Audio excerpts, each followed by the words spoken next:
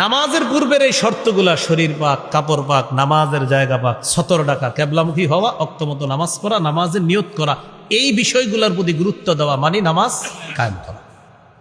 2 number আল মুহাফাজাতু আলা রুকুই ওয়াস সুজুদ, রুকু সেজদা সুন্দরভাবে আদায় করা মানে নামাজ কায়েম করা।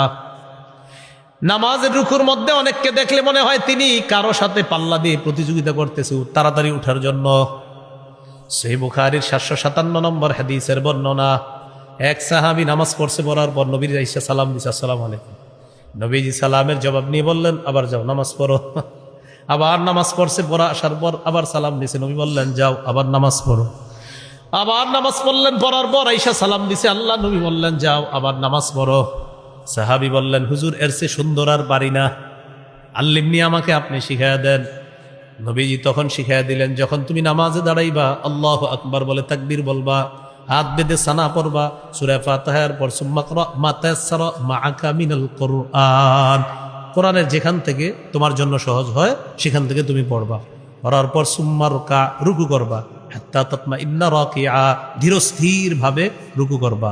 সুম্মা রফা রাসাকা মিনার রুকু, রুকু থেকে মাথা উঠাইবা, হাত্তা তাতাদিলা কাইমা, সোজা হয়ে দাঁড়াবা। অনেকে বাঁকা হয়ে থাকে রুকু থেকে, না বাঁকা হওয়া যাবে না।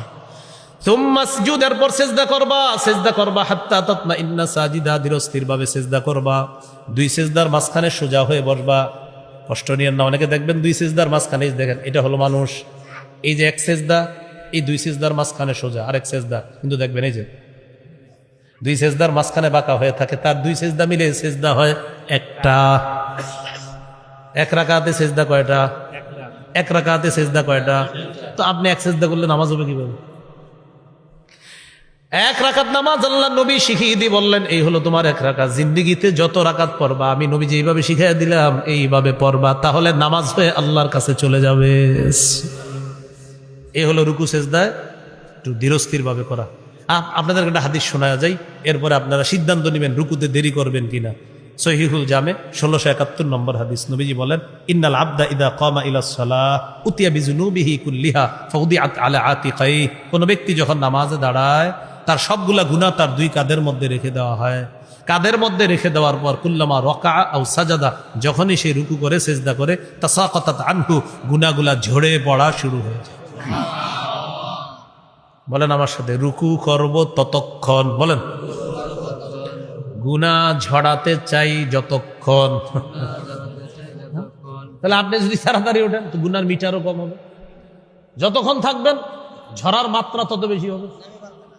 ইবনে ওমরের বক্তব্য আছে এই ব্যাপারে। আব্দুল্লাহ ইবনে ওমর এক যুবককে নামাজ পড়তে দেখছে, তখন বললেন, আরে তুমি যদি আরেকটু রুকুতে থাকতা, আরেকটু যদি সিজদা করতা। হুজুর কেন?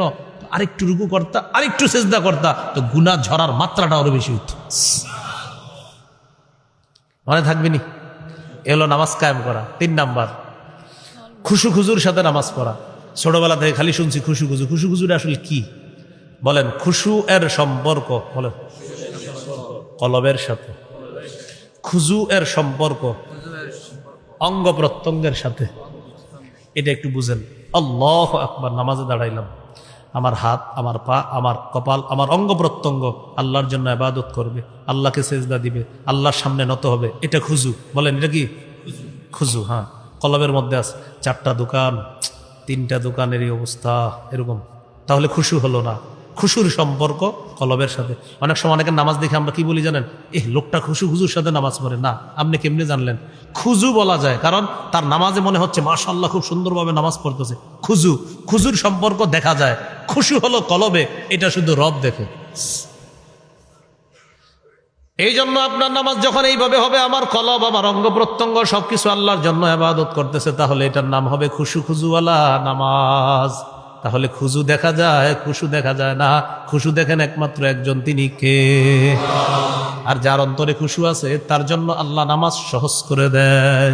সূরা বাকারা আপনার 45 নম্বর আয়াত, ওয়া ইন্নাহা লাকাবীরাতুন ইল্লা আলাল খাশিঈন। যারা খুশুওয়ালা ইমানদার তাদের জন্য নামাজ একদম সহজ। কয়েল জ্বলতেছে না?